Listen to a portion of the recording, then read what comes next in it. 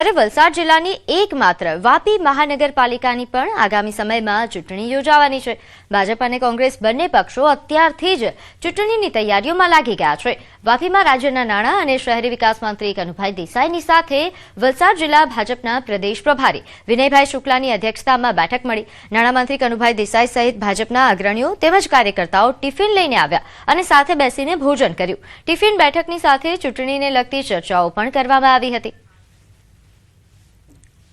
વાપી મહાનગરપાલિકા બન્યા પછી વાપીમાં અનેક વિકાસના કામો થયા છે। આ વિકાસના કામો જોઈને લોકો રાજી થયા છે અને સાથે સાથે જે પાયાની જરૂરિયાતો કહેવાય એવી પાણી, એસટીપી અને સાથે સાથે મકાનો અને લોકોની સુખાકારી માટેના ટ્રાન્સપોર્ટના જે રસ્તા છે, વાપીના બધા રસ્તા થઈ ગયા છે।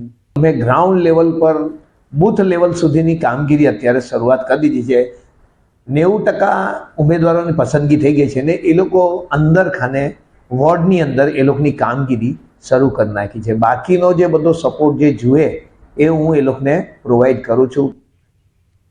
તો મિડલ ઈસ્ટમાં ચાલી રહેલ યુદ્ધ સંઘર્ષ અને વૈશ્વિક કટોકટીની પરિસ્થિતિને ધ્યાનમાં લઈને નાયબ મુખ્યમંત્રી હર્ષ સંઘવીના અધ્યક્ષસ્થાને સુરતના આઈસીસી સેન્ટર ખાતે સુરત તેમજ અંકલેશ્વર, વાપી, ભરૂચ સહિતની દક્ષિણ ગુજરાતના વિવિધ ઇન્ડસ્ટ્રીઝ એસોસિએશનના પ્રતિનિધિઓ સાથે ઉચ્ચ સ્તરીય સમીક્ષા બેઠક યોજાઈ।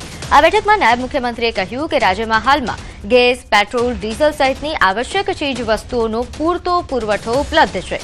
પ્રવર્તમાન પરિસ્થિતિને ધ્યાનમાં રાખી કેન્દ્ર સરકારની માર્ગદર્શિકા મુજબ પુરવઠાની સપ્લાય કરવામાં આવી રહી છે।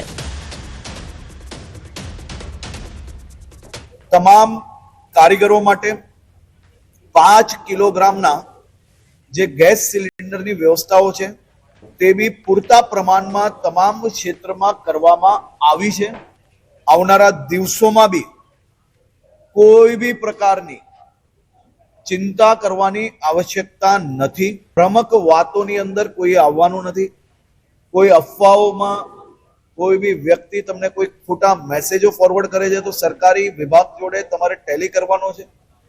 કોઈ બી વ્યક્તિ આ પ્રકારની કોઈ માહિતી આવીને માહિતીને સમજ્યા વગર જો એકબીજાને ફોરવર્ડ કરશે, કોઈ બી અફવા ફેલાવવામાં ભાગ બનશે તો તેઓ પર બી ખૂબ જ ગંભીરતાપૂર્વક